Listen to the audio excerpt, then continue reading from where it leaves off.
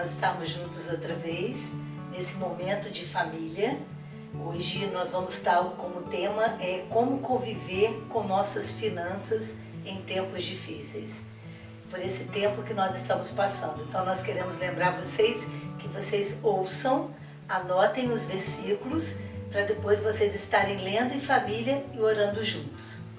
E o texto bíblico que nós queremos utilizar hoje para formalizar essa visão financeira com relação a esse tempo que nós estamos vivendo, se encontra no livro de Lucas, no capítulo 14, versos 28 a 33, onde que no versículo 31 e 33 diz assim, ou qual rei indo para combater contra o rei não se assenta primeiro para calcular se com 10.000 homens poderá enfrentar, vem contra eles 20.000. Então, aqui está falando de uma guerra. E o que isso tem a ver com finanças?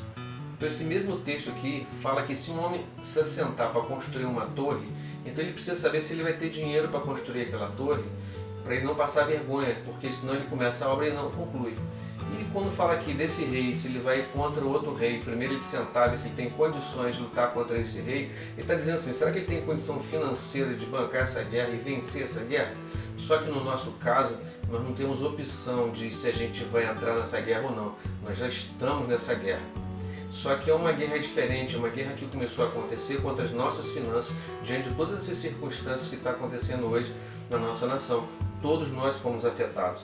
O Brasil foi afetado por inteiro. Cada família tem sido afetada por inteiro por essa crise econômica que tem varrido a nossa nação. Agora, como nós estamos numa guerra, não é opção nossa se nós vamos entrar na guerra ou não. Então assim, nós já estamos numa guerra. Quando fala de guerra, eu lembro de um amigo meu que ele fugiu de uma guerra na Itália, na época da Segunda Guerra Mundial. Então ele falou para mim que o pai dele, fugindo da guerra, ele cortou um pedaço de couro de um cavalo, e durante toda a fuga dessa família, então ele pegava cada dia ele pegava um pedaço daquele couro desse cavalo e fervia na água, e aquela água com aquele couro fervido que era o alimento para toda a família. Então eles sobreviveram, conseguiram fugir da guerra, vieram morar no Brasil e hoje toda a descendência está aqui no Brasil. Mas naquele tempo lá eles estavam numa guerra, e essa guerra é realmente uma guerra de vida ou morte que eles estavam enfrentando, que era a Segunda Guerra Mundial. E a nossa guerra hoje nem se compara a uma guerra de verdade. Então a guerra que nós estamos vivendo hoje é uma guerra que, primeiro, que Deus está conosco nessa guerra. E a promessa dele é que ele estaria todo o tempo com cada um de nós, ele nunca não nos deixaria. Então assim, qual é a parte de Deus com relação a esse momento que nós estamos passando? Nós temos a Bíblia todo o tempo, todas as informações que nós precisamos para conduzir a nossa vida nessas situações que a gente está vivendo hoje. Todas as dicas nós temos, todo o ensinamento de Deus nós temos para nossas vidas. Nós somos esclarecidos por Deus, dirigido pelo Espírito Santo, para assumir uma postura diante de todas as circunstâncias que nós estamos passando. Agora, e nós? Qual é a nossa postura com relação a isso?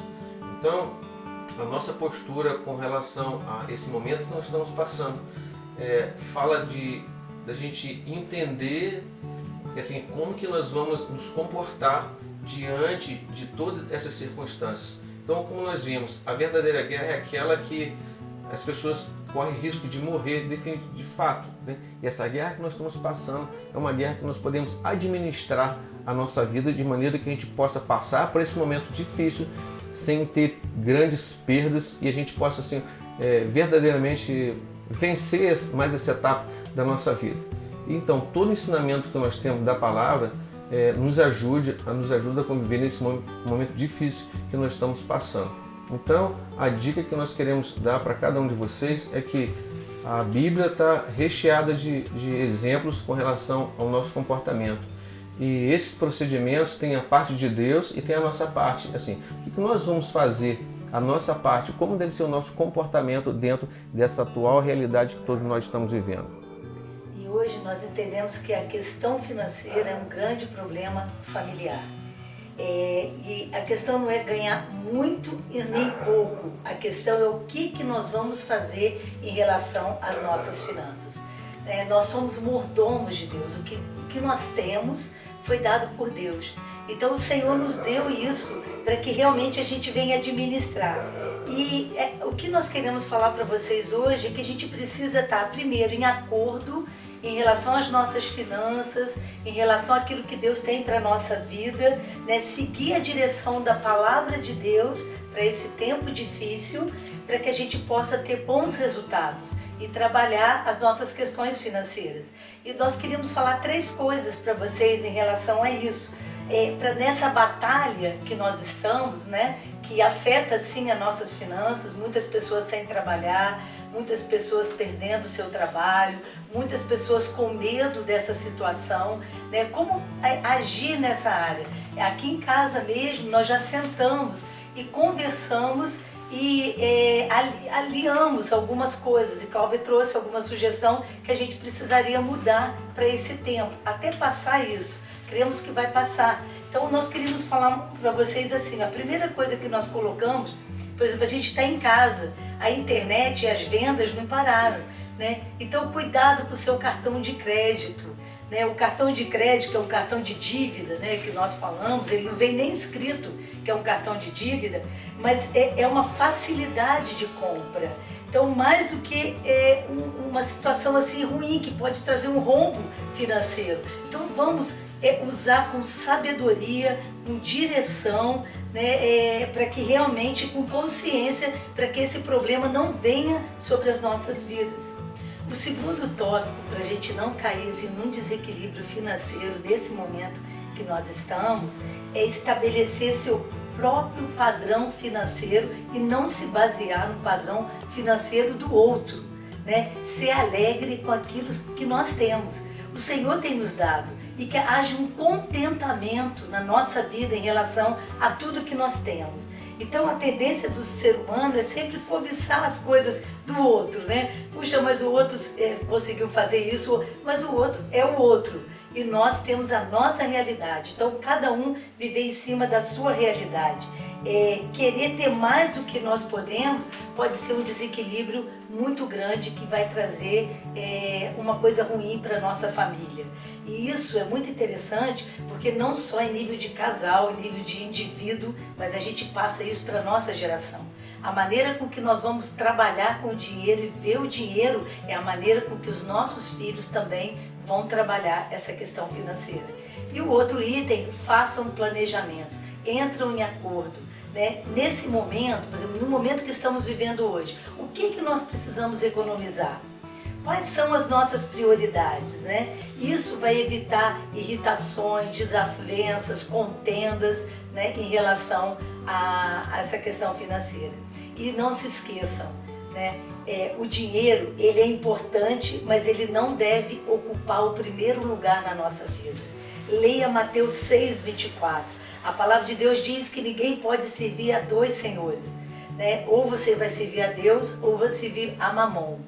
E depois também, a nossa fonte de sustento não está no dinheiro, mas está em Deus. O próprio Mateus 6:25 diz assim: não andeis ansiosos quanto à vossa vida, porque eu tenho cuidado de vós, né? Pelo que vai comer, vestir, o Senhor tem cuidado de nós. Isso aqui realmente nós queríamos passar para vocês nesse tempo. Então, simplificando aquilo que a gente tem falado até no momento, significa a gente administrar tão somente aquilo que a gente tem. Isso é viver dentro da nossa realidade. E no versículo 31 de Lucas 14, conforme a gente já estava lendo, né, diz assim, olha, assim, pois, todo aquele que dentre vós não renuncia a tudo quanto tem, não pode ser meu discípulo.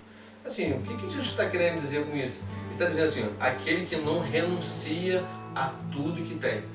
O entendimento que eu tenho é que não é que você vai largar tudo e renunciar, não nesse sentido. Renunciar no sentido de você não colocar o teu coração em nenhuma das coisas que você tem. Porque quando a gente entende o que nós temos, nós somos mordomos. Nós somos apenas administradores daquilo que Deus colocou na nossa mão, então você está renunciando. Agora, quando nós colocamos o nosso coração no que nós temos, aquilo traz sofrimento, porque na realidade, aquilo que a gente pensa que a gente tem, na realidade não é nosso, apenas o Senhor nos deu para administrar. Então ele está dizendo assim, olha, se a gente não renunciar, nós não temos condições de ser chamados de seus discípulos, e nós somos discípulos do Senhor Jesus, sim. Então, como deve ser a nossa renúncia? Olhar a nossa vida financeira é como sendo assim, olha, isso é o que nós temos e que Deus quer que a gente administre de maneira que isso seja bom para a nossa família e que também a gente possa estar abençoando a vida de outras pessoas.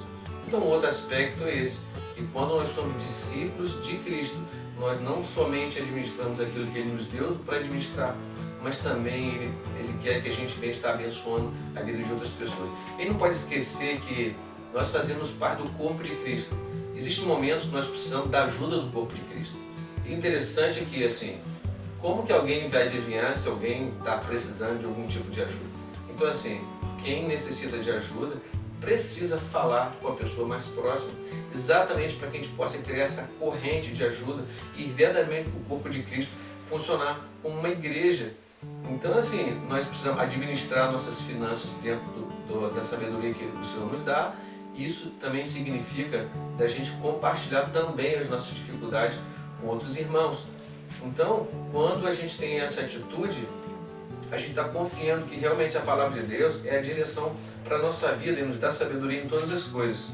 Então, no livro de 1 Pedro, né, só para concluir aqui, fala que como que a gente deve se comportar diante dessas circunstâncias. Né? 1 Pedro, no capítulo 5, no verso 7, diz assim, lançando sobre ele toda a nossa ansiedade, porque Ele tem cuidado de vós. Então, assim, que nenhuma ansiedade deve fazer parte do nosso coração, mas lançar sobre Ele. Mas lançar sobre Ele não significa, não vou pensar mais nisso, não quero saber disso. Não, lançar sobre Ele assim, mas fazendo a nossa parte. Lançar sobre Ele significa que nós precisamos fazer a nossa parte, crendo que Deus vai fazer a parte dele. Então, assim, nós lançamos sobre o Senhor a parte que é dele, coisa que nós não conseguimos fazer. Agora, administrar bem aquilo que Ele colocou nas nossas mãos, isso é a nossa parte. Então, eu creio que esse procedimento vai trazer vitória na nossa vida, e como a Liana já falou, esse é um tempo que vai passar. Eu creio também que a gente vai adquirir muita sabedoria, muito entendimento, muita maturidade. Então, assim, nós não podemos nos basear no padrão de outras famílias. Nós temos a nossa realidade e a promessa de Deus é: o justo jamais mendigará o pão. Então, essa é a promessa de Deus para todos. Então, assim, nunca um injusto vai mendigar o pão.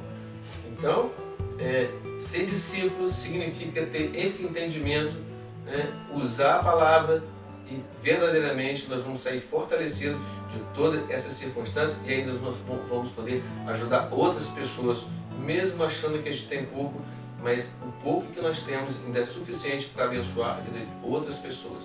Ore como família, né, para que Deus nos dê sabedoria para estar conduzindo as nossas finanças, para ter saúde para a gente trabalhar quando nós voltarmos ao nosso trabalho, as nossas atividades. Ore pelo teu patrão, ore se você é funcionário, se você é patrão, ore pelos seus funcionários. Vamos orar pelas finanças da nossa cidade, né, para que realmente a bênção do Senhor venha sobre a nossa casa, não só sobre a nossa casa, mas que a gente possa abençoar ainda a casa de muitos. Amém? Esse é o plano de Deus, né? Então que você faça desse tempo um tempo de oração.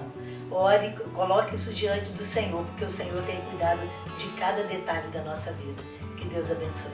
Vocês então, como família, leiam os versículos, compartilhe, assim, qual a realidade hoje da família de vocês, o que vocês podem fazer para ajudar um ao outro, o que os filhos podem contribuir, o que os pais podem contribuir, o que cada um de vocês aí da sua casa pode contribuir para fortalecer as finanças da sua casa.